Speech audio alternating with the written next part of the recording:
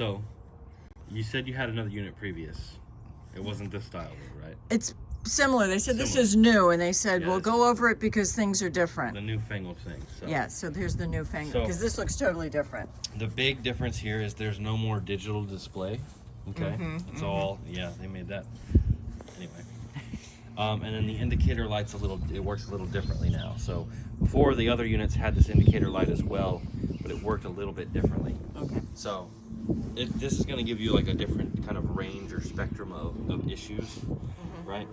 So in the other units, they had an auxiliary kill switch in the back Yes. and on the inside in here. Now that guy's right here. This guy right here is your kill switch. Oh, okay. So it's more of a push button instead of a toggle. The big difference with that is you don't have to worry about wild animals or children or anybody just coming up and flipping the thing. Now they just come up and push a button. So instead of it getting bumped and turned off, now it has to intentionally have been pushed. Okay. When that's pushed off, I forget how to do this on these new units. You hit it again, and then you hit off, auto, and you hold off and then auto. Yeah, off, auto. So when you push the auxiliary kill switch on these new units, you'll hold off for 3 seconds to clear the code. You'll hear that click sound, and then you'll push auto. Oh, okay.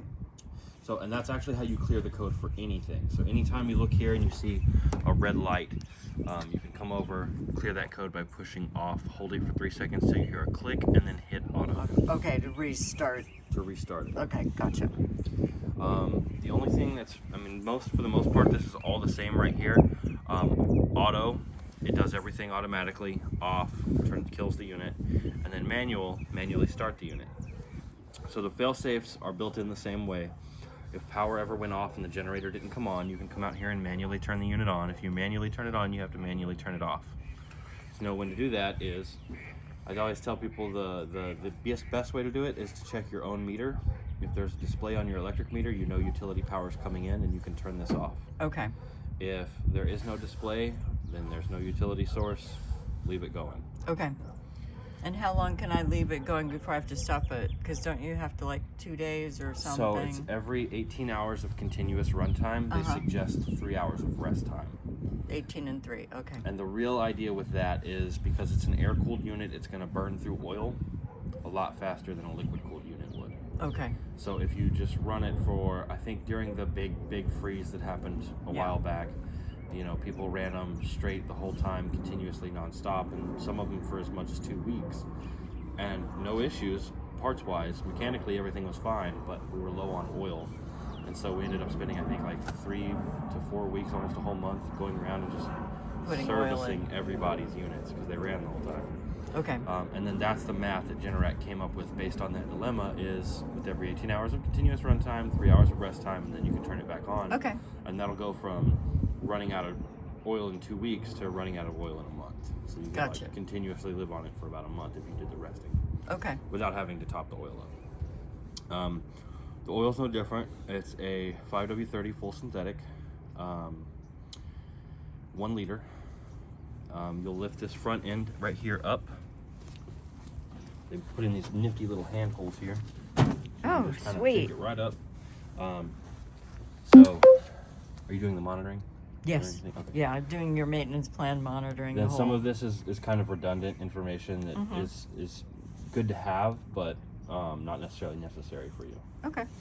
So, oil filter, oil drain, oil fill. I forget where the dipstick is on these new ones. Is this the dipstick?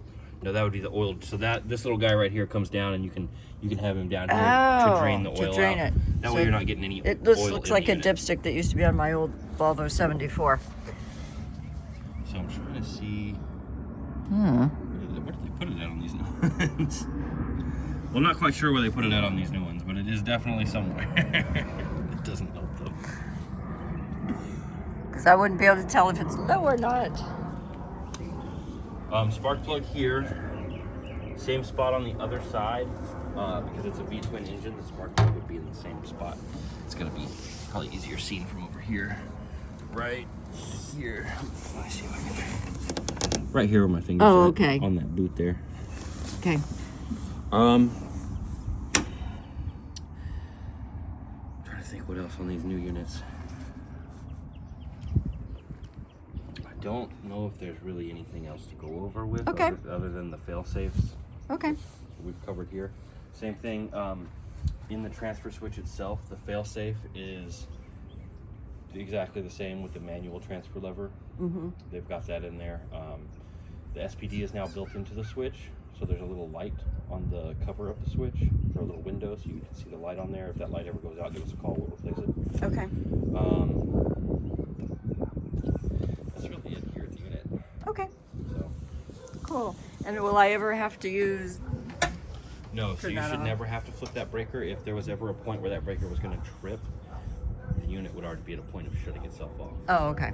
With the air-cooled units, if you do happen to overload it, let's say power goes out and you're just throwing a raging party, right?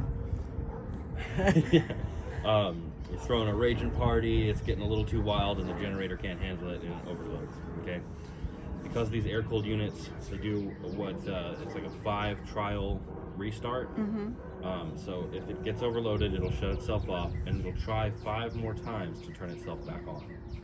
So it'll come up, it'll start up, it'll re-engage, resupply the home, and then typically any non-manually or all manually applied loads would be off, meaning that like you have to turn your dryer back on. Okay. Right? You have to turn your washer back on.